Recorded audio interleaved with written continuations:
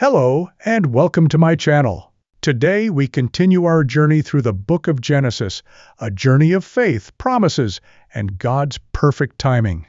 In chapter 24 we discover a beautiful love story that God himself orchestrated, the story of Isaac and Rebekah. Through every detail, from a servant's heartfelt prayer to a providential meeting at the well, we see how God guides those who put their trust in him.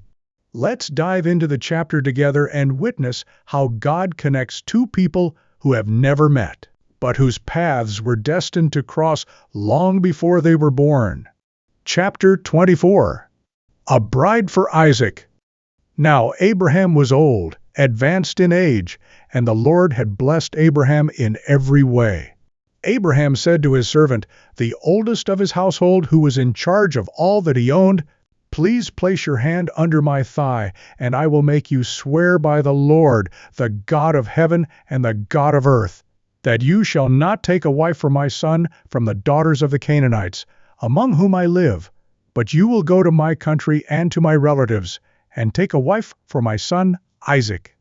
The servant said to him, "Suppose the woman is not willing to follow me to this land, should I take your son back to the land from where you came?" Then Abraham said to him, "Beware that you do not take my son back there. The Lord, the God of heaven, who took me from my father's house and from the land of my birth, and who spoke to me and who swore to me, saying, 'To your descendants I will give this land,' he will send his angel ahead of you, and you will take a wife for my son from there. But if the woman is not willing to follow you, then you will be free of this oath of mine. Only do not take my son back there." So the servant placed his hand under the thigh of his master Abraham, and swore to him concerning this matter. Then the servant took 10 camels from the camels of his master, and went out with a variety of good things of his master's in his hand. So he set out and went to Mesopotamia, to the city of Nahor. He made the camels kneel down outside the city by the well of water, when it was evening, the time when women go out to draw water. And he said, "Lord, God of my master Abraham, please grant me success today, and show kindness to my master Abraham. Behold, I am standing by the spring, and the daughters of the men of the city are coming out to draw water. Now may it be that the young woman to whom I say, 'Please let down your jar so that I may drink,' and who answers, 'Drink, and I will water your camels also,' may she be the one whom you have appointed for your servant Isaac.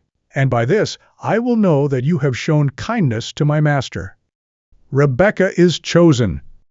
And it came about before he had finished speaking, that behold, Rebekah, who was born to Bethuel the son of Milcah, the wife of Abraham's brother Nahor, came out with her jar on her shoulder. The young woman was very beautiful, a virgin, no man had relations with her. She went down to the spring, filled her jar, and came up.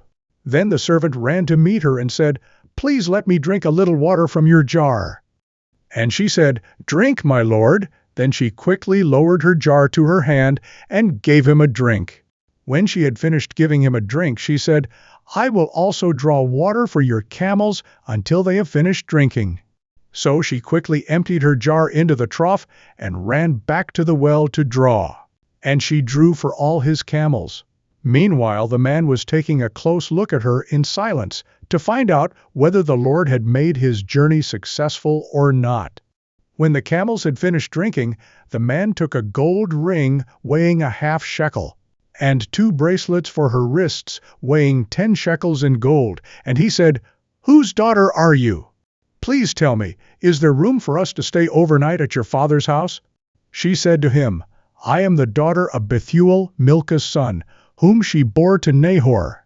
Again she said to him, "We have plenty of both straw and feed, and room to stay overnight." Then the man bowed low and worshipped the Lord. And he said, "Blessed be the Lord, the God of my master Abraham, who has not abandoned his kindness and his trustworthiness toward my master. As for me, the Lord has guided me in the way to the house of my master's brothers." Then the young woman ran and told her mother's household about these things. Now Rebekah had a brother whose name was Laban, and Laban ran outside to the man at the spring. When he saw the ring and the bracelets on his sister's wrists, and when he heard the words of his sister Rebekah, saying, "This is what the man said to me," he went to the man, and behold, he was standing by the camels at the spring. And he said, "Come in, blessed of the Lord. Why do you stand outside, since I have prepared the house, and a place for the camels?" So the man entered the house. Then Laban unloaded the camels, and he gave straw and feed to the camels, and water to wash his feet and the feet of the men who were with him. But when food was set before him to eat, he said, "I will not eat until I have stated my business." And he said, "Speak on." So he said, "I am Abraham's servant. The Lord has greatly blessed my master, so that he has become rich, and he has given him flocks and herds, and silver and gold, and servants and slave women, and camels and donkeys. Now my master's wife Sarah bore a son to my master in her old age, and he has given him all that he has. My master made me swear, saying, 'You shall not take a wife for my son from the daughters of the Canaanites, in whose land I live, but you shall go to my father's house and to my relatives, and take a wife for my son.' Then I said to my master, 'Suppose the woman does not follow me?' And he said to me, 'The Lord, before whom I have walked, will send his angel with you to make your journey successful, and you will take a wife for my son from my relatives and from my father's house. Then you will be free from my oath when you come to my relatives, and if they do not give her to you, you will be free from my oath.'